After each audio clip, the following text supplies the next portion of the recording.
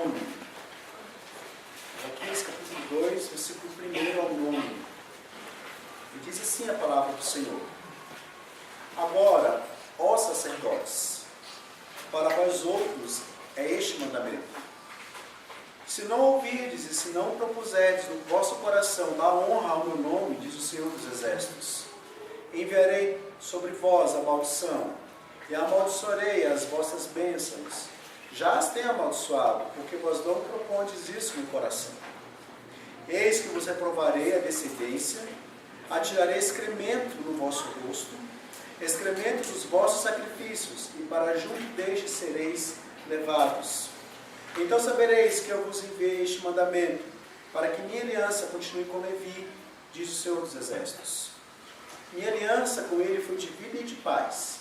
Ambas lhe dei eu, para que me temesse. Com efeito, ele me temeu e tremeu por causa do meu nome.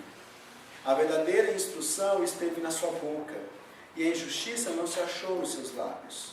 Andou comigo em paz e em retidão, e da iniquidade apartou a muitos. Porque os lábios do sacerdote devem guardar o conhecimento, e da sua boca devem os homens procurar a instrução, porque ele é mensageiro do Senhor dos Exércitos. Mas vós todos tendes desviado do caminho, e por vossa instrução tendes feito tropeçar a muitos. Violastes a aliança de Levi, diz o Senhor dos Exércitos. Por isso, também eu vos fiz desprezíveis, indignos diante de todo o povo, visto que não guardastes os meus caminhos, e vos mostrastes parciais ao aplicares a lei. Presbítero, você pode fazer uma oração?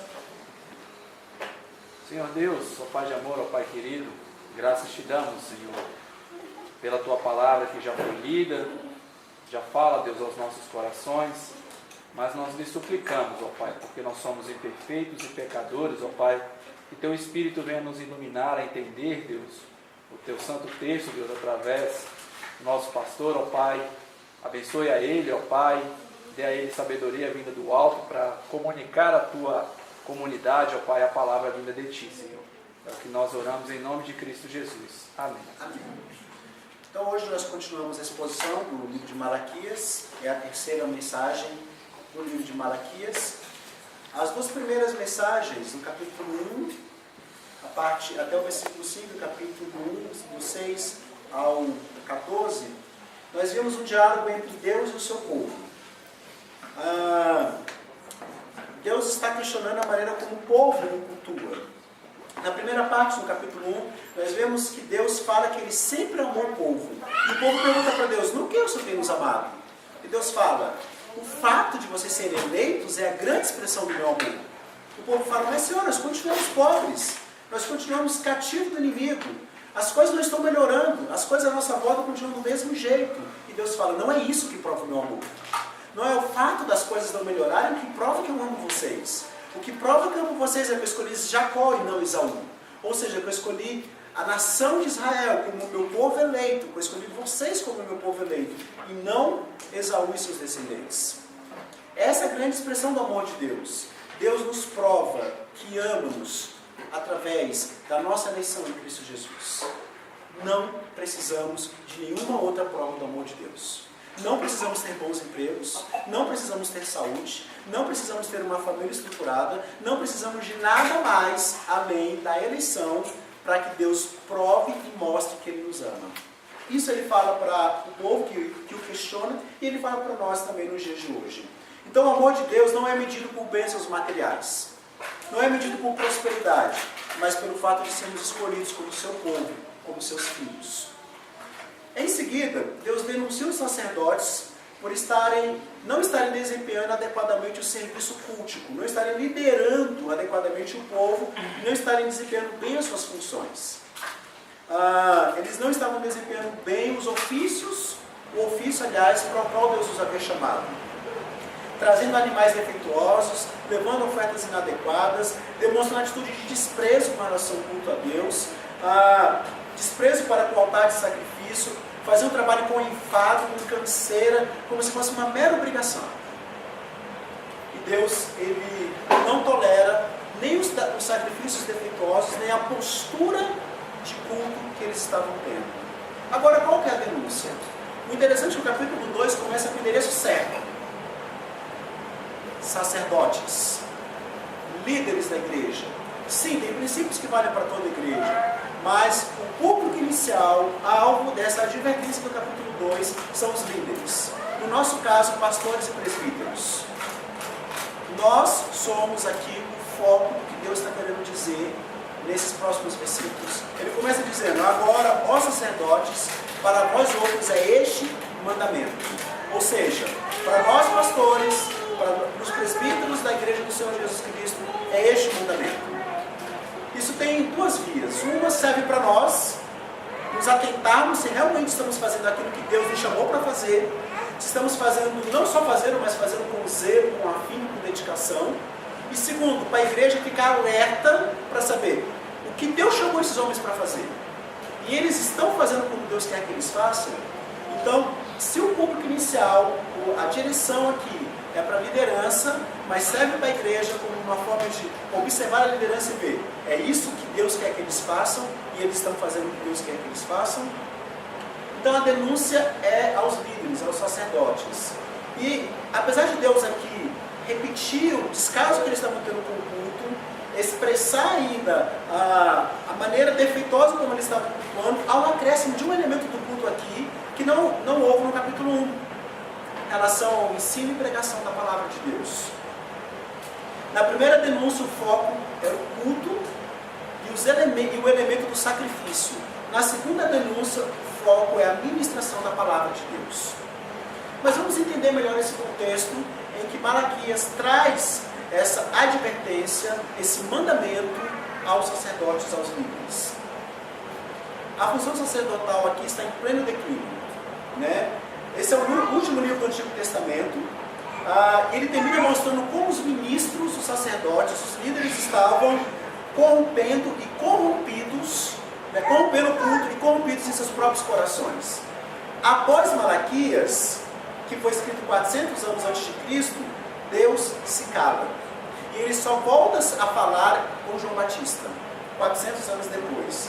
Nesse período chamado de 400 anos de silêncio, nós temos uma reforma em Israel, uma reforma religiosa, uma reforma do sacerdócio, conhecida como Revolta dos Macabeus. Os gregos começam a dominar o mundo e incluem nesse domínio Israel, promovendo o que eles chamam de helenização. O que é helenização? Vamos agora promover o nosso estilo de vida para todos aqueles que nós conquistamos. Eles vão falar a nossa língua, eles vão se vestir como nós nos vestimos, eles vão se comportar como nós nos comportamos, eles vão ter uma cosmovisão, uma maneira de pensar, de agir, de ver o mundo à sua volta a partir da cultura grega. E começa essa helenização. Alexandre o Grande, por exemplo, ele tinha um desejo grande de que todos viessem a adotar a cultura, a religião e a filosofia grega. E eles começam a dar passos concretos nesse sentido. O que acontece? 150 anos antes de Cristo, em Israel, os judeus se revoltam. Eles não querem aceitar aquela maneira secularizada de ver o mundo, de interpretar o mundo.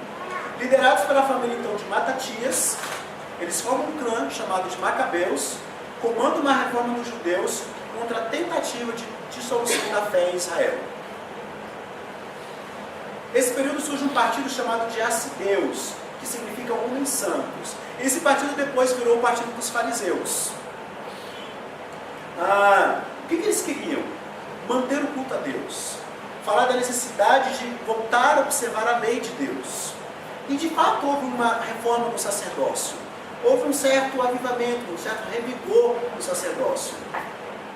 Esse grupo e aqueles que aderiram a essas ideias sofreram grandes perseguições, mas com a conquista do Império Grego pelos romanos, os romanos são mais flexíveis para que os povos possam viver a sua cultura, a sua religião e suas terras. E eles permitem, então, eles dão liberdade para Israel, para que Israel cultue Deus da maneira que eles queriam cultuar, da maneira estabelecida pela lei. Se na época de Malaquias o sacerdócio foi caracterizado por ociosidade, indiferença, corrupção, após a revolta dos Macabeus foi o oposto. Um zelo extremado, que no começo foi muito bom, mas com o tempo virou o que Jesus mais condenou, os fariseus. Isso mostra pra gente que às vezes há boas intenções e bons movimentos de avivamento começam na igreja. Mas se o coração dessas pessoas, o coração daqueles que aderem a isso, não for cuidado, isso pode se tornar uma coisa má. Os movimentos em si, eles não são maus, mas a maneira como nós vamos aplicá-los e vivenciá-los podem se tornar maus. Foi o que aconteceu com a revolta dos Macabeus. Viraram os fariseus, o grupo mais condenado por Jesus Cristo em suas pregações, transformando o judaísmo num legalismo absurdo, de maneira que depois Jesus é taxativo em afirmar que essa religião precisava de uma reforma. Então o movimento começou bom, começou com propósitos bons, com ideias boas, com posturas boas, se tornou um movimento massacrante, legalista, escravizante, e que Jesus depois condena. Então, o que acontece agora? Com a denúncia de Malaquias, com a denúncia que Deus faz através de Malaquias, o que Deus esperava dos sacerdotes? E aí começa então, nós, pastores e presbíteros, a começarmos a olhar para nós e dizer, será que somos assim? Será que estamos buscando isso? É isso que Deus quer de nós? E será que é isso que estamos buscando? E a igreja olhar para nós e dizer, é isso que esses homens estão buscando? É isso realmente que eles desejam? É isso que eles estão nos ensinando? Vamos ver então algumas questões que Deus vai falar. O que incluía a função do sacerdote na época? 3 tarefas específicas. Oferecer o sacrifício de acordo com a lei de Moisés. Então ele tinha que cumprir todo o ritual. Observar, o animal é puro, o animal tem defeito, o animal está dentro do prescrito por Deus. Vamos observar o animal que é trazido para nós, para saber se está dentro daquilo que Deus disse que ele tem que estar. Então eles observavam isso, eles separavam as partes que deveriam ser queimadas dentro do templo, na parte do templo e fora do arraial, né? E o que acontecia? O couro, a carne, o excremento deveriam ser queimados fora. E no altar eram queimadas apenas as entranhas dos animais. Então o sacerdote fazia isso. Ele matava, primeiro, esse animal é de acordo com o padrão de Deus? Era o primeiro critério, que eles já não estavam fazendo. O capítulo 1 deixa claro. Segundo, vamos cortar esse animal, dividir as partes que podem ser queimadas dentro do arraial e as que devem ser queimadas fora. As que realmente vão ser sacrificadas no altar e aquelas que não. Essa era a primeira parte da tarefa dele. Segundo, zelar pelo templo, cuidar do templo, limpar o templo. Gente, era uma carnificina. Imagina o tanto de sangue que não tinha, de pedaços de animais, de pele, de pelo. Então eles tinham que limpar, manter preservado aquilo ali. Era como um zelador. Eles tinham que cuidar da limpeza do templo também. Manter o templo limpo e o templo organizado. E a terceira função deles era instruir o povo com relação à lei de Deus. Liderar o louvor do povo a Deus. Então o que incluía? O louvor incluía os cânticos e o uso de instrumentos musicais. E o ensino e pregação incluía a leitura do rolo da lei e a explicação da lei de Deus para instruir o povo. Durante o cativeiro, isso passou a ser feito pelos escribas nas sinagogas. Mas nessa época aqui de Malaquias, o templo já estava sendo restaurado e a função sacerdotal já havia voltado. Ou seja, isso já era feito, voltou a ser feito pelos sacerdotes.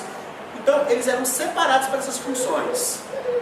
Preocupar-se com o sacrifício, limpeza do templo e instruir o povo. Eles viviam para isso. Era a função deles. E os dízimos sustentavam essa tribo, esse grupo, para que eles pudessem fazer isso. Agora, o que Deus vai dizer então sobre o perfil dos sacerdotes, dos líderes? Versículo 1 ao versículo 3. Agora os sacerdotes, para vós outros é este mandamento. Se não ouvides, se não puseste no vosso coração da honra no nome do Senhor dos Exércitos, enviarei sobre vós a maldição, e amaldiçoarei as vossas bênçãos. Já as tenho amaldiçoado, porque vós não propondes isso no coração. Eis que vos reprovarei a descendência, atirarei excremento ao vosso rosto, excremento dos vossos sacrifícios, e para junto destes sereis levados. Deus chama no primeiro momento os líderes ao arrependimento. Arrependam-se dos pecados de vocês. Deus dá a oportunidade aqui de arrependimento genuíno, verdadeiro, sincero. Eles deveriam propor no coração honrar a Deus. E não era isso que estava acontecendo. Eles não executavam suas funções com o zelo que Deus pedia deles.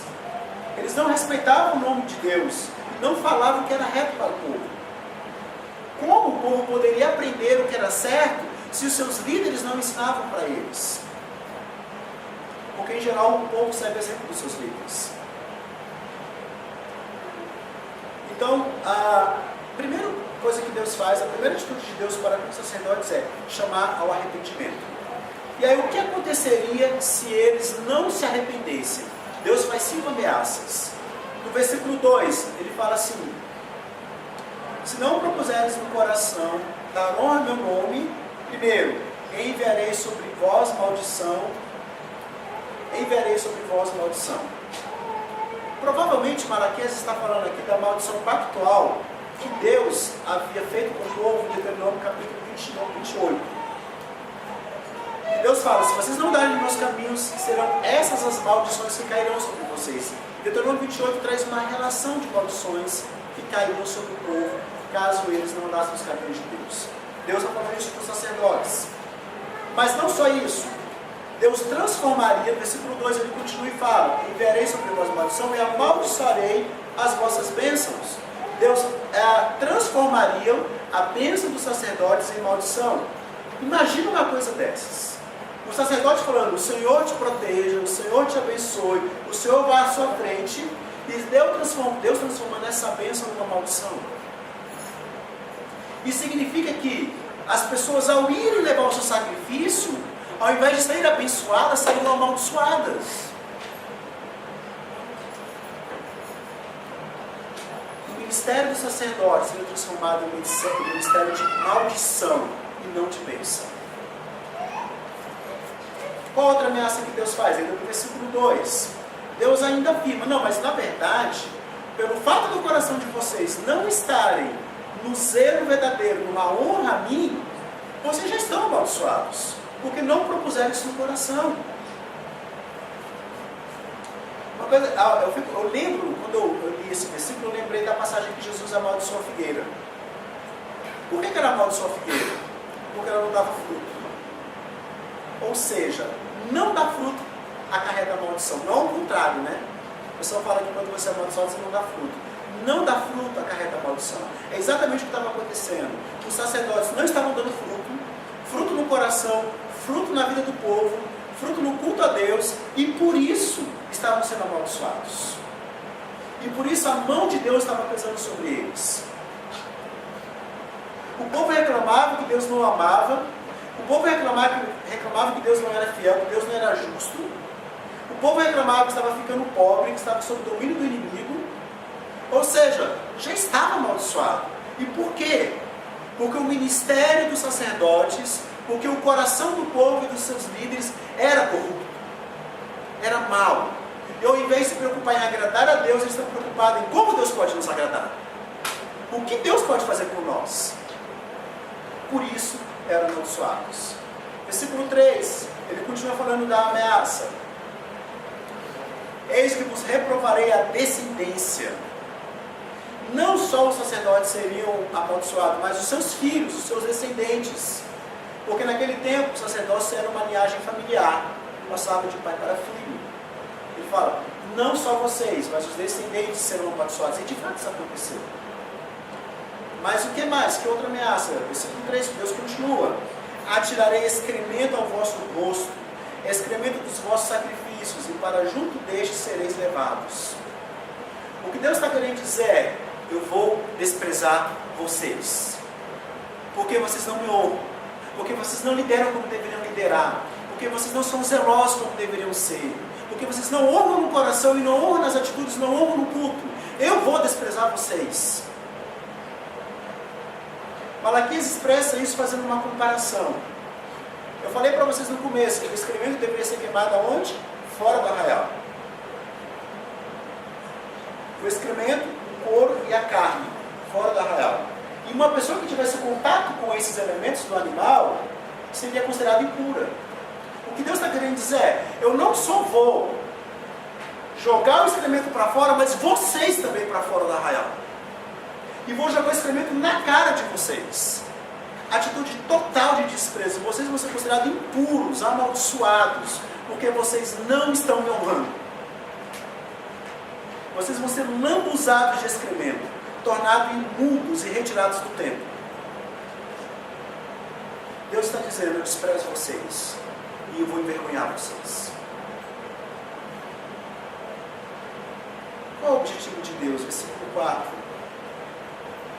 Então saberei que eu vos enviei este mandamento, para que a minha aliança continue com Levi, diz o Senhor dos Exércitos. O que Deus está querendo dizer é, tudo isso, o chamado ao arrependimento, as ameaças que eu estou fazendo se não se arrependerem, as consequências do pecado de vocês, tudo isso, na verdade, é um ato de graça. Porque eu quero chamar vocês ao renovo da aliança. Eu quero que vocês sejam fiéis, que vocês continuem no espírito do sacerdócio original. Porque aqueles sacerdotes antigamente isso me honravam. E eu quero chamá-los a serem como eles eram. Esse é o grande propósito. Deus queria que eles fossem de acordo com a aliança feita com a tribo de Levi. Hebreus 7, por exemplo, nos diz, Deus vai mostrar um comparativo do sacerdócio levítico e do sacerdócio de Cristo, e mostrar que, infelizmente, o sacerdócio levítico falhou. Eles não foram fiéis. E o sacerdócio de Cristo então se torna um sacerdócio perfeito. Hebreus 7 diz que o sacerdócio levítico era feito por homens falhos. O de Cristo é feito por um homem perfeito. O sacerdócio levítico era de ofertas, feito por ofertas todos os dias, queimadas todos os dias. O de Cristo uma única oferta definitiva.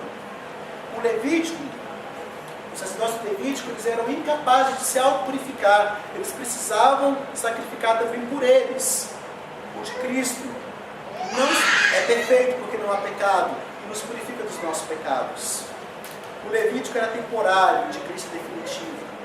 Esse sacerdócio, por graça de Deus, foi substituído pelo sacerdócio de Cristo sobre as nossas vidas.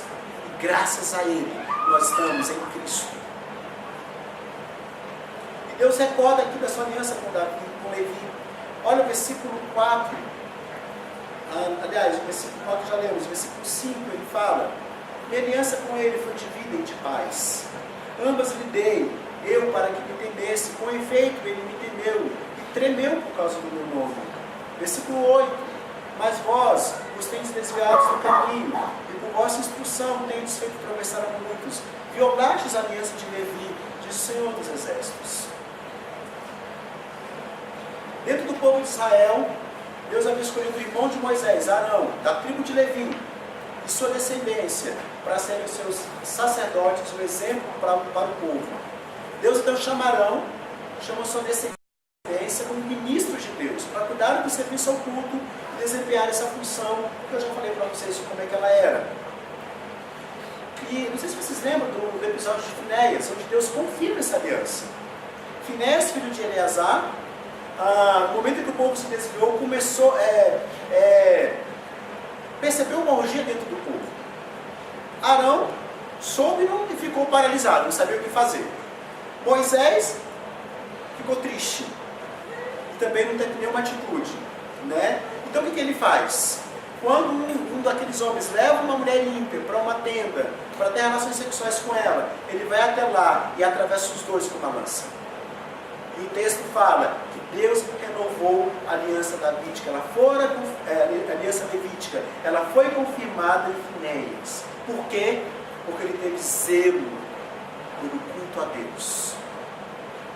Porque ele não queria, o que Deus quer dizer, os meus sacerdotes, os meus líderes não podem ficar vendo o pecado e não fazer nada. Eles têm que agir. Eles são chamados para isso, para se preocupar com a pureza do povo. E quando verem o pecado, eles precisam agir. Então, como o sacerdote deve se portar? Como um presbítero, como pastores hoje devem se portar, pegando o princípio aqui que ele fala aos sacerdotes. Versículo 5 ele fala: os levitas, a minha aliança com ele foi de vida e de paz. Ambas lhe dei para que me temessem. Com efeito, ele me temeu e tremeu por causa do meu nome. nós devemos temer e tremer diante de Deus. Nós devemos estar conscientes de quem Deus é e de quem nós somos. Nós devemos estar conscientes da nobreza do nosso ofício. Nós devemos tremer quando nós pregamos a palavra de Deus. Os nossos corações devem palpitar, porque isso é algo extremamente importante. É um ministério fundamental. É impressionante como hoje nós vemos tantos pastores e tantas pessoas que querem ser pastores sem temor e sem tremor a Deus. Vê o ministério como um simples meio de subsistência. Não foi esse o chamado de Levi. Ele foi chamado por Deus para ter temor, tremor diante de Deus. Versículo 6. A verdadeira instrução escreve na sua boca, e a injustiça não se achou nos seus lábios. Andou comigo em paz e em retidão, e da iniquidade apartou muitos. Deve fazer... Primeiro ele deve trazer uma instrução verdadeira. Né? A verdadeira não pode... A verdadeira instrução está na sua boca. Deve estar na sua boca. E a injustiça não deve se achar nos seus lábios. Está falando de instrução. E ele ainda fala no versículo 7, porque os lábios dos sacerdotes devem guardar o conhecimento. E da sua boca os homens procurarem instrução, porque ele é o mensageiro do Senhor dos Exércitos. Dedicação, aplicação, à pregação da palavra, ao ensino da palavra e ao funcionamento da palavra. Eu fico olhando, por exemplo, eu lembro de Atos, quando os apóstolos perceberam que eles estavam ficando distraídos. Eles não estavam se dedicando ao que eles realmente foram chamados a se dedicar. E ali eles estavam preocupados com a administração da igreja, com várias outras questões, e eles falaram, não, peraí, não está certo. Deus suscita uma murmuração no meio do povo, Deus suscita uma reclamação, e os apóstolos, eles olham para si próprios, e eles falam, sim, de certa forma, eles estão certos. Porque nós não estamos fazendo aquilo com dedicação que fomos chamados para fazer, que é o ministério da palavra. Nós estamos nos distraindo com outras coisas e nos esquecendo daquilo que realmente foram chamados para fazer, o ministério da palavra. E eles então tomam uma decisão e falam, vamos delegar para outras pessoas aquilo que não é típico do ministério da palavra. E vamos nos esforçar, nos esmerar, nos dedicar no ministério da palavra. E depois no livro de Atos, nós começamos a perceber o que é o ministério da palavra. O ministério da palavra inclui a pregação da palavra, o ensino e o aconselhamento da palavra. Nós vemos então que os apóstolos se preocuparam com isso. Agora nós vemos Malaquias nos chamando a nos preocupar com isso. O que vocês estão ensinando?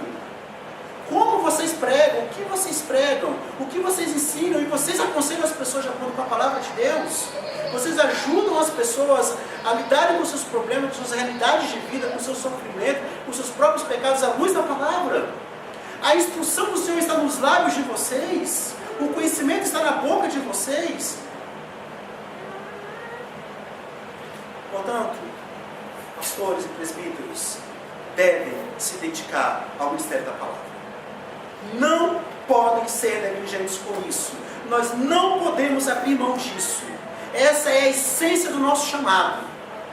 Se realmente queremos ser pastores que honram a Deus, que glorificam a Deus, que fazem bem o que Deus nos chamou para fazer, devemos nos dedicar ao ministério da palavra, devemos comer esse livro, ler todos os dias, nos dedicar todos os dias, instruir as pessoas, pregar às pessoas, ensinar as pessoas na palavra de Deus.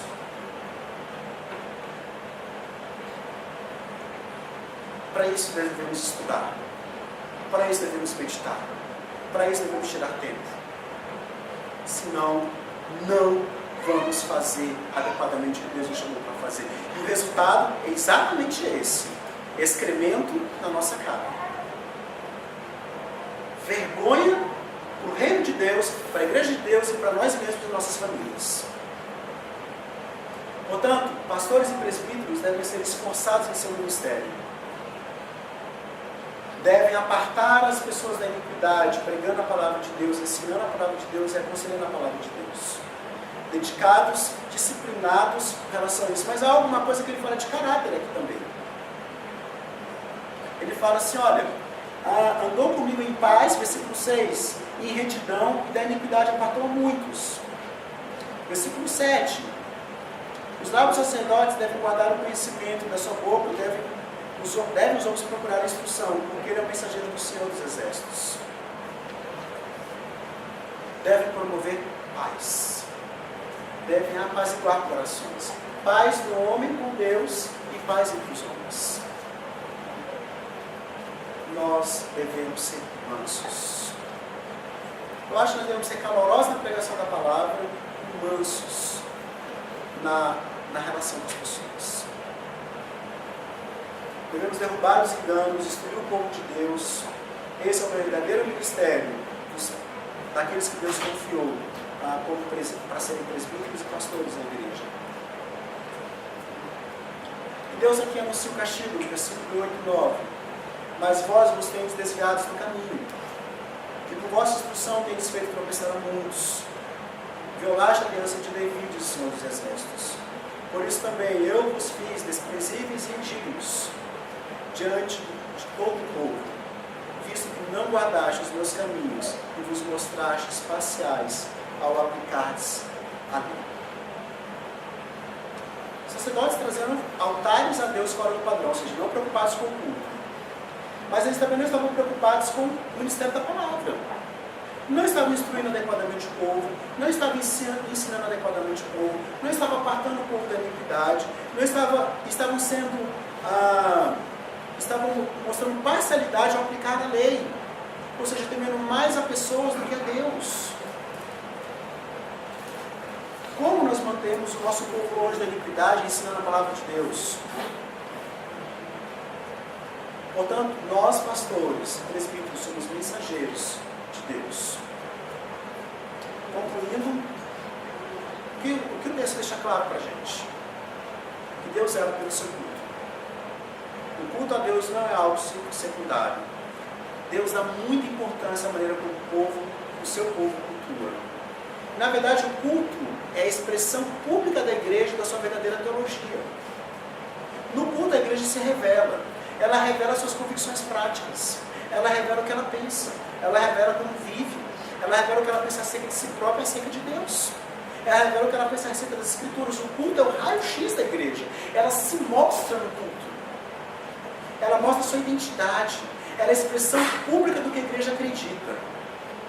Portanto, ele não pode ser visto como algo trivial.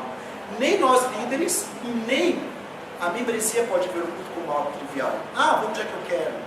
Ah, você estiver bem. Ah, vou quando der. Não. É prioridade. Isso é essencial para nós. Deus, Ele tem zelo por isso. E Ele quer que esse culto seja feito de maneira verdadeira, leal e dedicada. Então nós temos que nos preocupar em liderar o culto conforme o padrão de Deus. A igreja tem que se preocupar em se posicionar no culto como Deus quer que ela se posicione. De coração, gente. Aqui dentro. Amando verdadeiramente ao Deus que estamos adorando nesse momento. Expressando isso. Segundo, uma das principais funções, na verdade, eu creio que o núcleo, a principal função de pastores e presbíteros é o ministério da palavra. Ou seja, a pregação da palavra, o ensino da palavra, o aconselhamento da palavra. Por que Deus chamou a atenção dos seus líderes? Porque eles não estavam sendo zelosos também para com a instrução do povo. Eles devem liderar, inspirar a igreja a ser como a Bíblia quer que ela seja. E para isso eles precisam instruir pela sua forma de viver e pelo que ensinam de maneira formal ou até informal.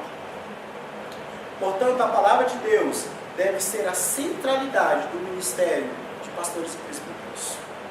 E terceiro, a membresia também tem uma responsabilidade nisso. Deve zelar por um culto conforme revelado nas Escrituras. Não deve aceitar pastores, não deve aceitar presbíteros que dialoguem com essa questão fora do padrão de Deus. Que abram mão disso, que não sejam zelosos para com isso, que não sejam preocupados com isso. Com o culto a Deus e com o ministério da palavra. Essa é a principal referência que nós vamos ter daqueles que são os líderes que realmente honram e zelam a Deus de acordo com Malaquias. Eu quero pedir para vocês uma coisa. Orem por nós. Orem por nós, pastores e presbíteros. Porque isso não é fácil. Não é fácil. Quando Deus ele chama a atenção dos sacerdotes da época, eu olho para o meu próprio coração e vejo as lutas que eu tenho no meu próprio coração e a luta que eu tenho para buscar ser o que Deus quer que eu seja. E que muitas vezes eu não consigo ser. Portanto, nós precisamos das orações de vocês. Nós precisamos do caminhar junto de vocês. Nós precisamos que vocês nos amem. Sejam amorosos conosco, mas sim, que nos mostrem quando estivermos errados. Nós precisamos que vocês caminhem conosco nesse caminho de sermos zelosos e de honrarmos a Deus, no culto a Deus e no mistério da palavra. Vamos orar? Meu Pai querido, eu quero em primeiro lugar te pedir perdão, Senhor. Pedir perdão porque muitas vezes nós não somos zelosos no culto ao Senhor. Nós não somos dedicados ao mistério da palavra como deveríamos. Nos perdoa, Deus querido, porque nem sempre nos dedicamos a pregar com afinco, com verdade, com afeto a tua palavra. Nos perdoa porque muitas vezes no ensino da tua palavra somos negligentes. Não estudamos com afinco antes de ensinar. Nos perdoa, Deus querido, porque no aconselhamento da sua palavra também somos negligentes. Não estudamos como deveríamos, não nos dedicamos como deveríamos, não somos sensíveis ao coração do próximo como deveríamos. Deus querido, nos perdoa. E ajuda-nos a sermos o que você quer que sejamos. Os teus líderes, os teus sacerdotes, os teus homens que lideram o teu povo, que lideram no culto, que lideram na ministração da palavra. Em nome do teu Filho Jesus Cristo que nós pedimos. Amém. Que a graça